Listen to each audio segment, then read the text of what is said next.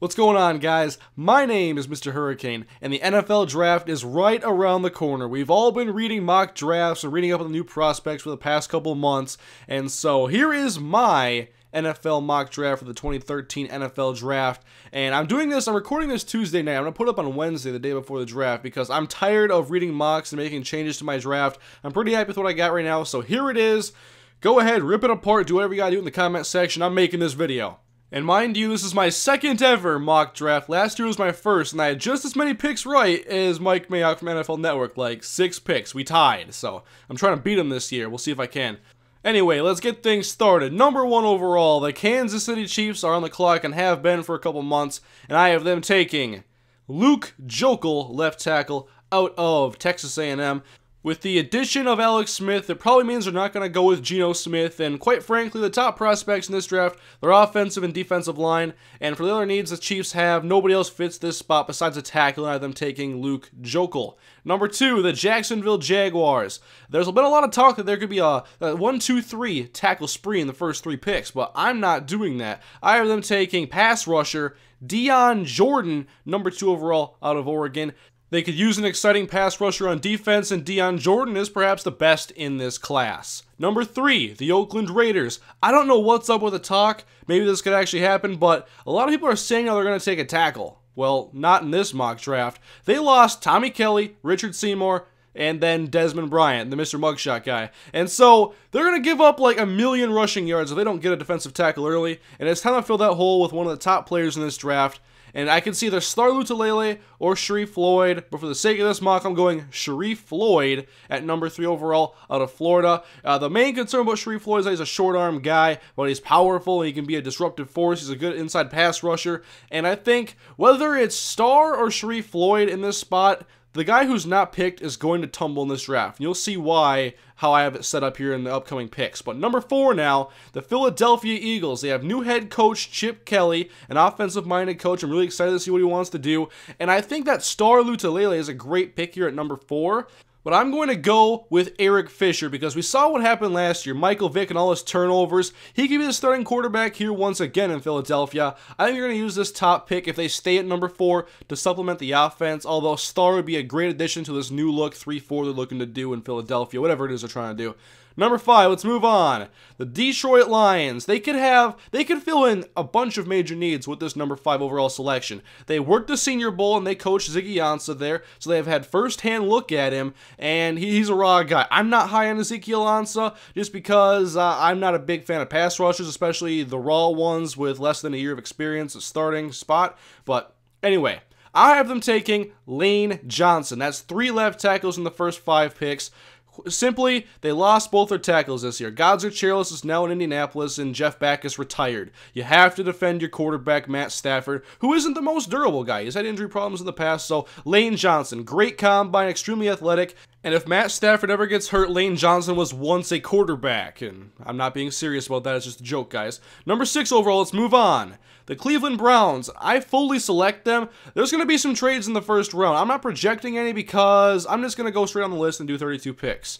I don't think the Browns want anything to do with number 6 overall. There are some players that could fit what they want to do, and D. Miller is a great guy here at corner to complement Joe Hayden, but I think they want to trade down and accumulate more picks and see what they can get down in maybe the high teens, but for the sake of staying at number 6, I have them taking DeMarcus Milner out of Alabama to obviously combo up with Joe Hayden. They have a very good defense already, and I wanted to put Chance Warmack here, but I've talked myself in and out of it so many times. I thought it'd be a great idea to put Warmack here and say power running. They have 3 great linemen already. They have Mitchell Schwartz and Joe Thomas, Alex Mack. You could put Chance Warmack there and just barrel down the field, but I will go with D. Milner to help out that secondary. They could use another cornerback really badly, and there are concerns about D. Milner, but he worked out the combine. I'm not sure how bad his situation could be, but he could be a solid player, and I don't think he's going to be an elite cornerback, so I think being a number 2 opposite Hayden's a good fit.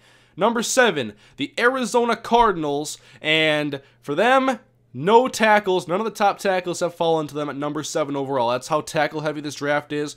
Not a lot of elite talent at other positions, so I have them taking Ezekiel Ansah, one of the top-rated pass rushers in this draft, great measurables, had a pretty good game at the Senior Bowl, not great practices. He's a raw guy, but I think that a team like the Cardinals are a good fit for him, a team that's already has a good defense, and he's a complement. He's not going to be a guy you build around. I like the way he could fit in this defense and help provide pass rushing ability. They have great guys in that front three, and I think this helps with the front seven, and he could be an impact defensive player.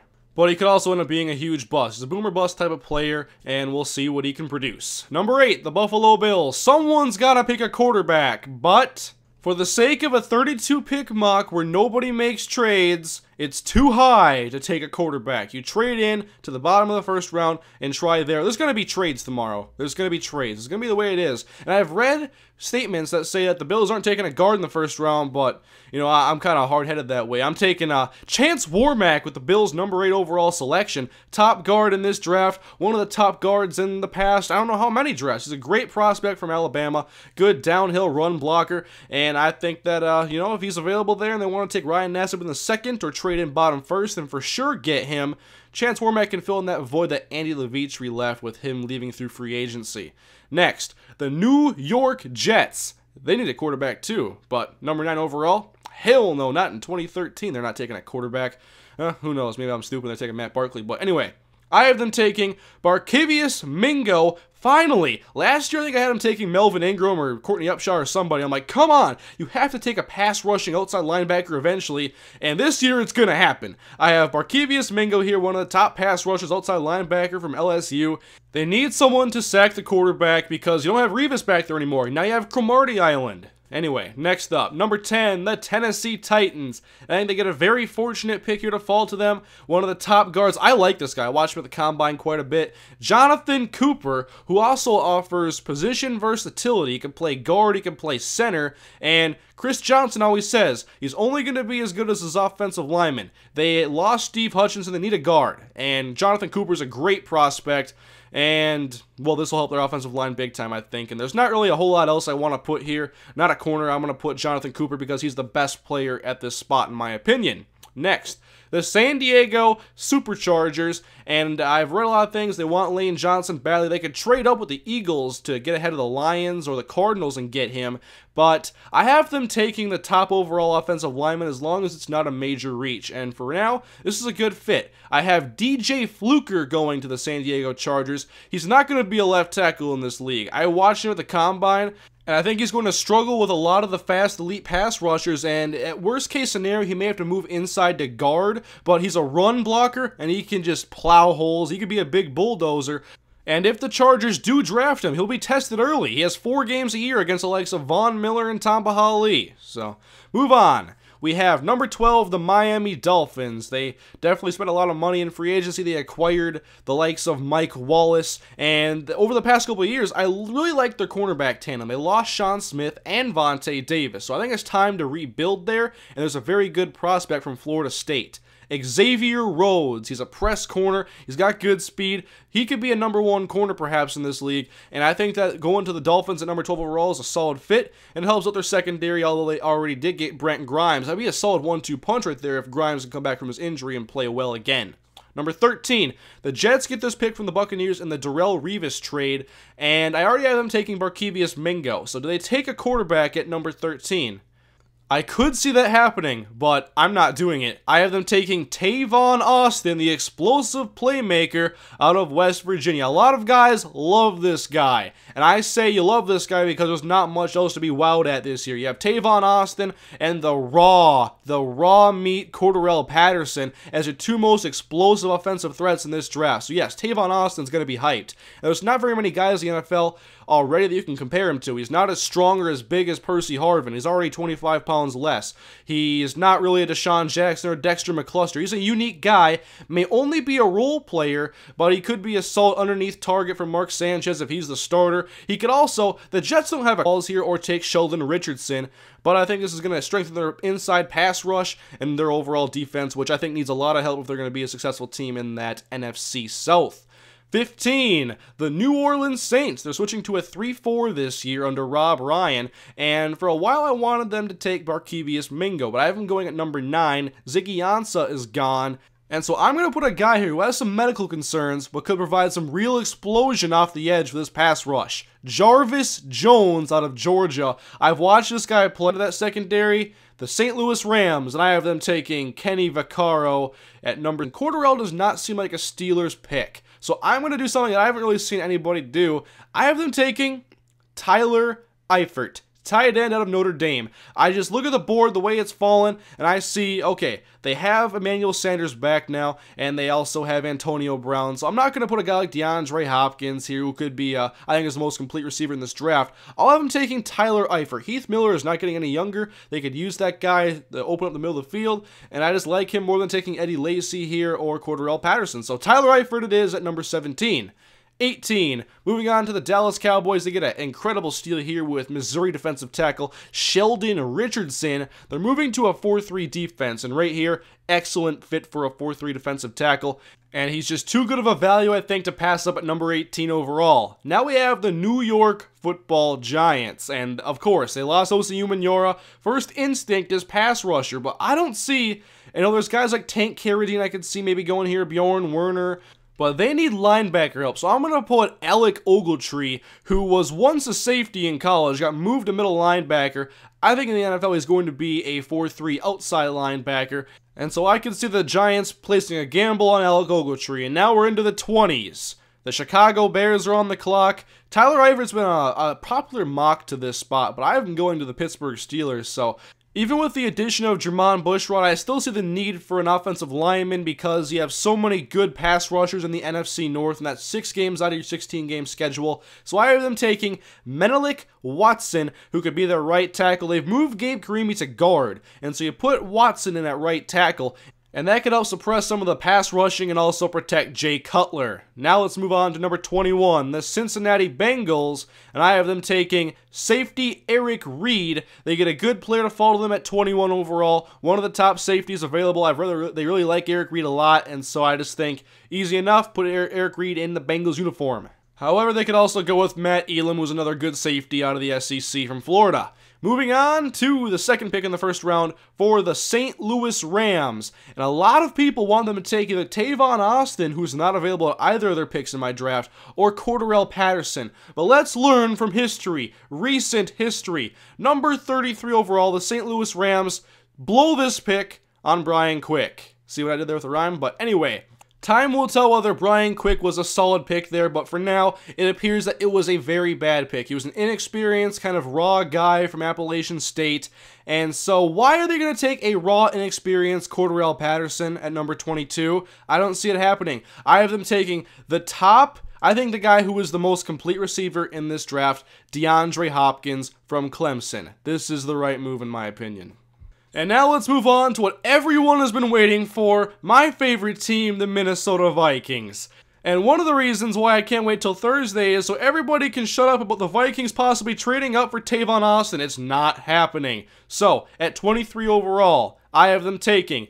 Well, first of all, let's address their holes. Middle linebacker has to be the biggest one with the departure of Jasper Brinkley. They need a deep threat to stretch the field, and they also need some cornerback help. And defensive line, they have Jared Allen, Everson Griffin, Kevin Williams, and Brian Robinson, all with expiring contracts in this coming year. So a kind of a sleeper pick for the Vikings here would be a guy like Tank Carradine. But I have them taking, I think, the guy who's number 1 on the board right now, and that's got to be Sylvester Williams, and he could play next to Kevin Williams and eventually take his spot at the 3 technique, but he's a guy who's very explosive. He had a great Senior Bowl, and I love this guy. I definitely want him as a defensive tackle. He can provide inside pass rush, and hey, the Williams while being reconstructed, I'm all for that. So now, we'll go to the Indianapolis Colts, who are sandwiched in between 2 of the Viking selections, and they spend a lot of money in free agency, some very questionable spending choices too, like Eric Walden, all that money they gave to Gods are chairless.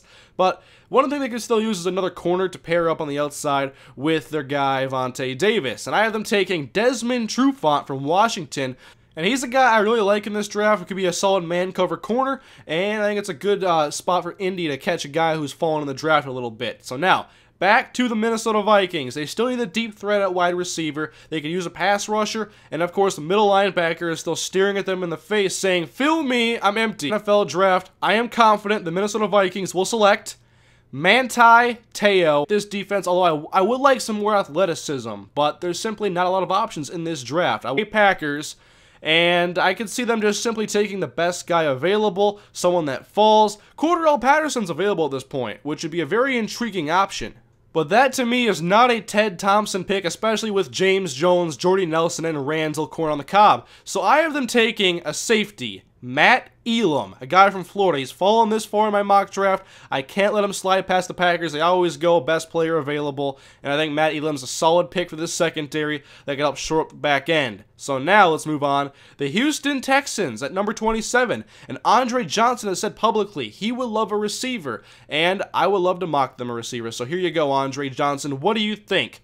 I have the line drawn here. Cordarrelle Patterson, Cordarrelle Patterson. The media calls him that. I don't know what his actual name is, but Cordarrelle Patterson is the way I say it. And I have the Texans swooping in and taking him at number 27 overall. Should one of the most explosive athletes in this draft fall this far, I don't see him falling past the Texans with a huge hole at number 2 receiver. Although Justin Hunter's another intriguing option, but Cordarrelle's a better prospect and has probably more upside.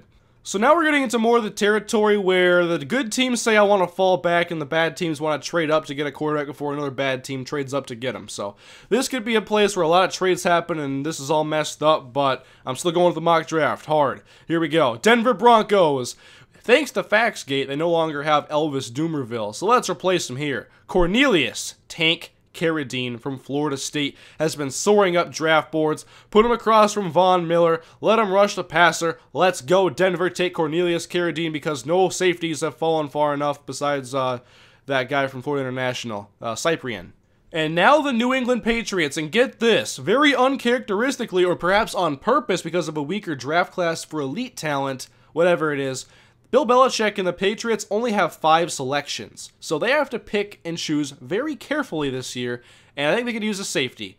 Patrick Chung is left to the Eagles now, and I haven't been a big fan of their secondary. They did lock up Kyle Arrington, and so I'm going to have them taking John Cyprian out of Florida International, he's another guy, he's a smaller school prospect who has been soaring up draft boards. I could see him even going to Denver, maybe even sooner if someone really likes him a lot. Some guys have him like the number 2 safety on their board, but I'm going to have him falling to the Patriots, and they swoop him up and get him here.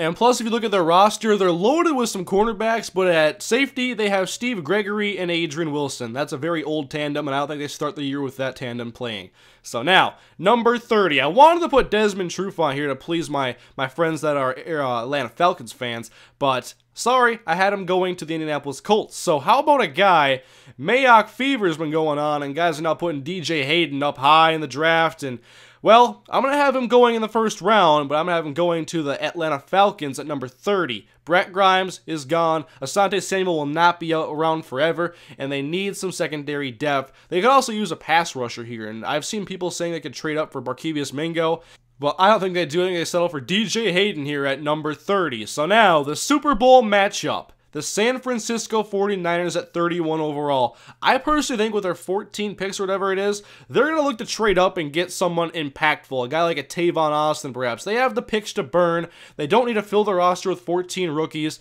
They're going to be doing a lot of wheeling and doing the trade up and get value, especially in the arms race there against the Seattle Seahawks. So I have them taking Jesse Williams here because Isaac Sopawaga's gone, Ricky Jean-Francois is gone, and Jesse Williams is a solid guy out of Alabama, could be a nose tackle or a 3-4 defensive end, just a powerful guy in the front defensive line. And now we will move on. The Baltimore Ravens sit at number 32 overall, and Mr. Hurricane has yet to put a running back and a quarterback and a kicker, for that matter, in the first round of this draft. And yeah, it's been crazy. I have like 4 safeties going in the first round, and I would have loved to put one in with Baltimore, but I'm not putting 5 in the first round. I think that there's a guy here they want. I think he's fallen quite a bit, and most of the mock and NFL guys I follow don't really talk about him much, but they did lose Paul Kruger, Ray Lewis obviously, and Dannell Ellerbe. And while this guy may not be a replacement for Ray Lewis to fill in his shoes, he's a linebacker that could be a solid player, and they definitely need one. I have them taking, to finish out the first round of my mock draft, Kevin Minter from LSU. A lot of people really like his ability in the running game, and he's one of the better defenders this year for LSU, and so I have them taking Kevin Minter to help rebuild that defense. and that will not be an easy task. But anyways, that is my 2013 NFL mock draft, and I'm excited to put this mock stuff behind me. I'm done now. My mock is over. There, I did it. 32 picks. It's all done. I put so much time into my study of the mock drafts and making these picks. And now I'm just excited to get to Thursday and Friday and Saturday and watch all 7 rounds of the NFL draft. My team, the Minnesota Vikings, my favorite team, they have 11 selections. I want to see what they do. And so you can follow me on Twitter if you want to follow my live tweets of the mock draft all Thursday, Friday, Saturday. I'll be definitely glued to the TV. I've been counting down the draft for months now. Ever since the Vikings season ended, I've been waiting for these days, and now they're here almost. So anyways, guys, thanks for watching. Leave your thoughts in the comment section on my mock draft, and I'll see you later.